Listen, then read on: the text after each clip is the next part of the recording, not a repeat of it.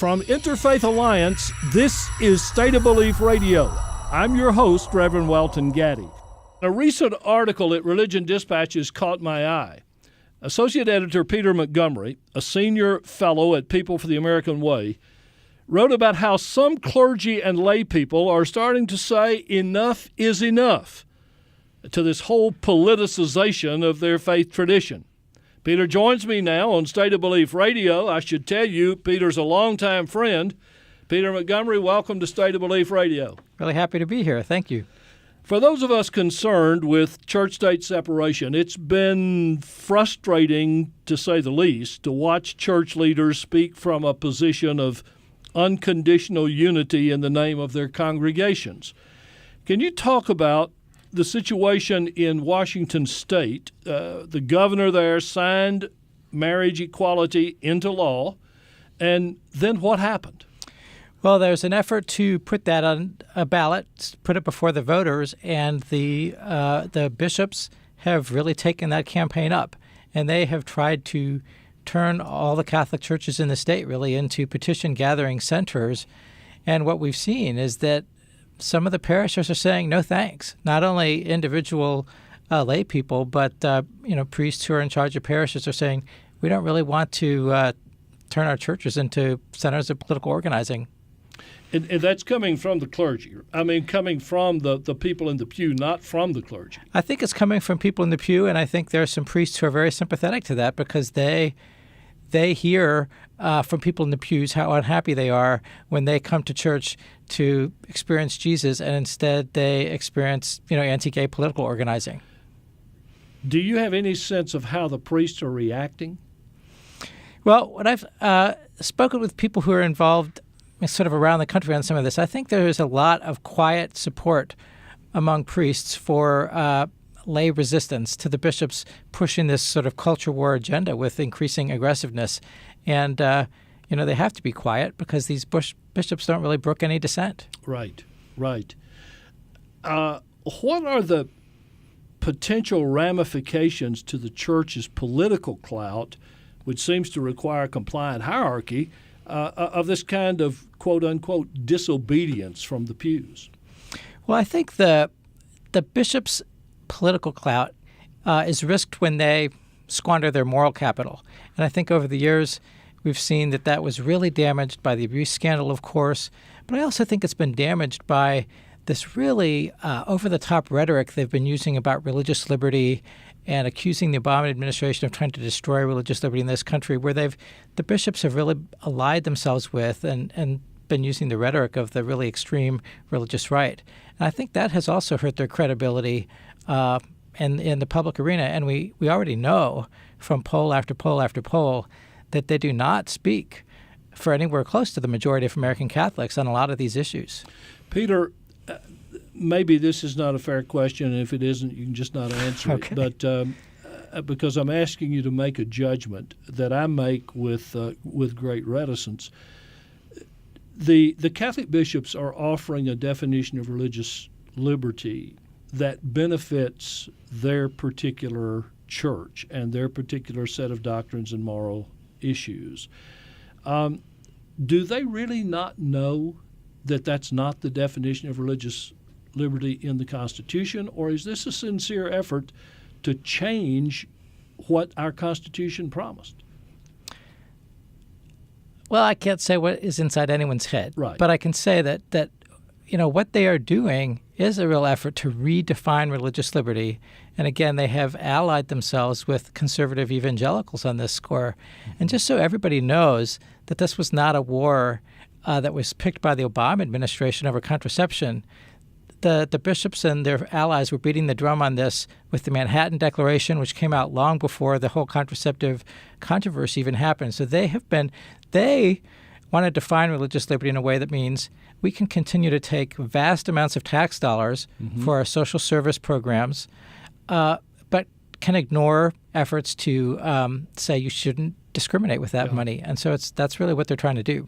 Have you seen some other places outside Washington State where the parishioners are resisting what the priests say for example, on anti-LGBT issues? We've seen in Pittsburgh, there was a priest there who actually openly organized a group of priests to go speak to the bishop and to ask him to tone down his anti-Obama rhetoric because it was really bothering his parishioners. In the state of Maryland, the bishop recently sort of asked all churches to read this, letter that's sort of a tirade against marriage equality in that state, also signed into law by a Catholic governor, also being put on the ballot to be challenged. And there's a real effort, there's a real rising up, I think, among a lot of Catholics in Maryland, progressive, and those who just don't want the church used that way. Mm-hmm. There's a group called Catholics for Equality that I've done some work with in the past who has created a toolkit for people in Maryland and other states where they can print out a little statement that they can put in the collection plate and say, I'm not going to give my money to this parish as long as this is what the parish is being used for. And so there's really some ever more organized efforts on the part of Catholics who don't want to see the church have this as their public profile. I think it's ironic that even as the U.S. Conference of Catholic Bishops calls for civil disobedience among the faithful in response to alleged government attacks on religious liberty, that people of conscience are finding their voice within the church. I mean, I think that's a very healthy thing to see in my tradition, but that's the free church tradition. That's right. Not the Catholic tradition. Do you think these are blips on the radar, or are we beginning to see a movement build? I think it is definitely a movement, and I think that the bishops have poured some gasoline on the fire with the recent attack on the American nuns. And the effort to really, shut down and reorganize the structure under which many American nuns are organized has outraged a lot of Catholics. Did that surprise you, that attack on the nuns? I've really seen the Conference of Bishops being moving very far to the right, particularly on these so-called culture war issues. So I was not terribly surprised.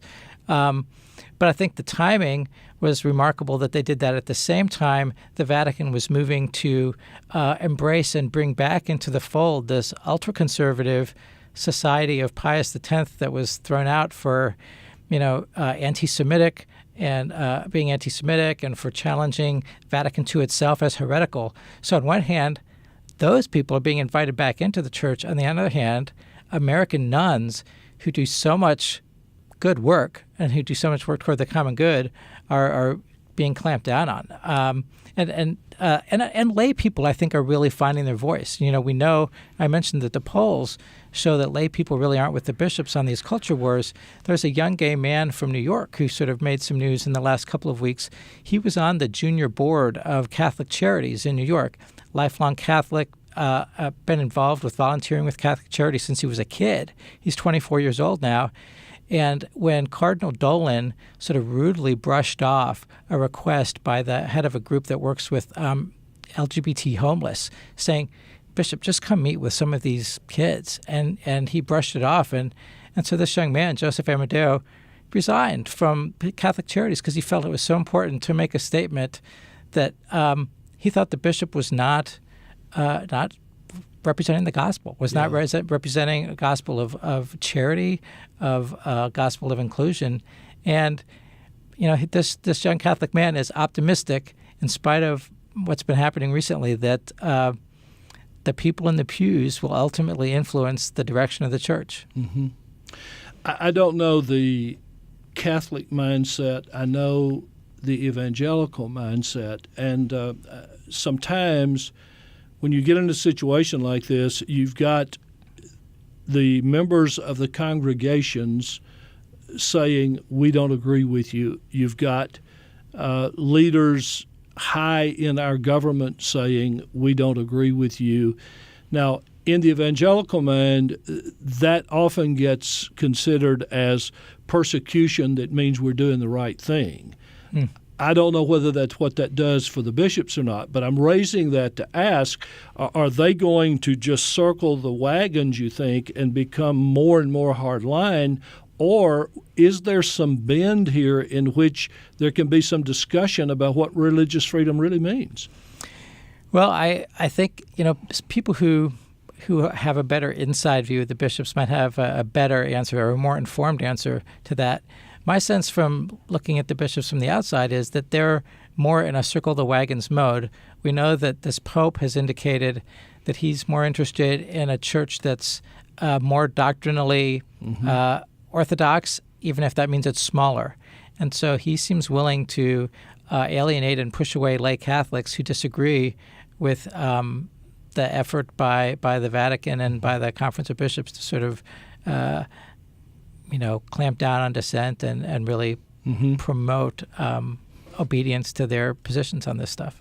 Well, I know you've been about this a long time, thankfully. You've been in this battle and have fought a really good fight on behalf of all of us for a long time.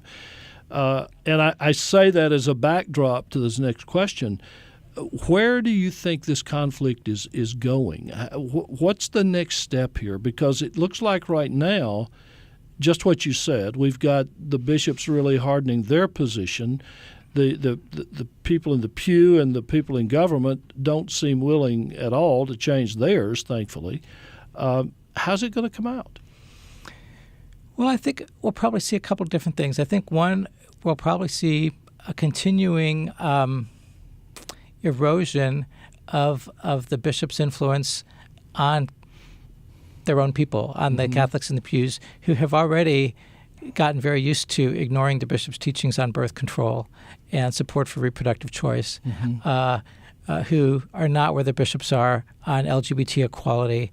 And so I think that'll continue. And I think the frustration with the bishop's increasing hard line is going to look for creative avenues. And I think maybe we're just at the beginning of seeing what some of those creative avenues are going to be from lay Catholics. There's a lot of anger about this attack on the nuns. Yes. And people are seeking creative ways to show that they stand with the sisters. There's a Facebook group called Tell a Nun, which just says, if you were raised Catholic or you support the good work that the nuns are doing in your community for people in need, tell them you appreciate the work you're doing and not to sort of knuckle under. And so I think American Catholics and progressive Catholics are really trying to figure out what their next steps are going to be and how they're going to live out their faith kind of in the face of the direction the bishops are taking. So a bad situation has the prospects of really some new life coming out of it and some really good things happening. I think so. And that could also be a real help to all those Catholic public officials who also are taking really progressive positions on policy issues in defiance of what the bishops are telling them to do. Peter, I want to, if I may, just touch on one other issue that has been well covered by the rightwingwatch.org blog from People for the American Way, but it hasn't been covered much a lot of other places. Rick Scarborough's call for 40 days of prayer and fasting to, in effect, help defeat President Obama in November. We had a listener of State of Belief who wrote us about this and asked for some help on it. We did a small piece on it. But I'd like for you to talk about it a minute because you're closer to it. Tell us what's going on there. Well, this is Rick Scarborough is a pastor from Texas who's long been involved in the religious right political movement, part of the circle around Rick Perry and others. And he has launched this campaign leading up to the election, which he says is not political, which is a joke. If you know his whole career is about mixing religion and politics that get conservatives elected. So, but it's really part of a trend. I mean, before the 2010 elections, I think there were at least 6 groups running prayer and fasting campaigns going into the 2010 elections, and that sort of builds off this prayer and fasting movement that's been growing on the evangelical right. Lou Engle, who some folks may run across, his name is increasingly visible part of the religious right, but he runs these. He ran prayer and fasting campaigns in California in 2008, leading up to the Prop 8 vote, and so it's really an effort to mobilize conservative religious voters and to help them focus on the election by creating this prayer and fasting thing. It also promotes their point of view that this is spiritual warfare. Yeah. And so this is not just an election between two parties and people who have disagreements about policy. It is spiritual warfare against the forces of evil. And I think that's one of the real damaging trends to our common life that has been happening from the religious right, is that they have sort of made every issue a religious issue, taxes or minimum wage or anything. And if you're not on their side, you're on the side of Satan. Yeah. So how can you have conversation about compromise? How can you try to find common ground if you disagree with them? You're part of the forces of darkness. But that's exactly has been, I think, the most damaging contribution of the religious right, is to shut down democracy. Mm-hmm. Well, are you to stay on the Scarborough thing just for another second? Sure. This is a nakedly partisan effort couched in terms of religion. I said you all are the organization that's probably done the most about it so far. Can we organize some pushback on this, or is it a difficult one to do? Well, I think it's difficult because I don't think anything that you or folks like us would say is going to influence the people that are supporters of Rick Scarborough. Yeah. If anything, him getting public pushback from us encourages him, as you said before, that we're on the right track. Yeah. But I think what we will see is a lot more of these. I think he just got out of the gate first. Well, he actually didn't get out of the gate first because Cindy Jacobs, who's a self-proclaimed apostle, who's also been increasingly embraced by the religious right, she has had a prayer campaign going on through the Republican primaries with specific groups of intercessors praying before each Republican primary. And I'm sure that we're going to see the Family Research Council and other groups that did the sort of pre-election prayer and fasting in 2010. I think they'll be back. Peter Montgomery is a senior fellow at People for the American Way and an associate editor at Religion Dispatches. Mr. Montgomery has been at this work a long time, and it has done the work very well and very successfully. It's a tough time for us, and I really appreciate what you're doing now and you coming in to talk with us and help listeners to State of Belief Radio to know what they need to understand and can do. Thanks, Peter. I feel the same way about you.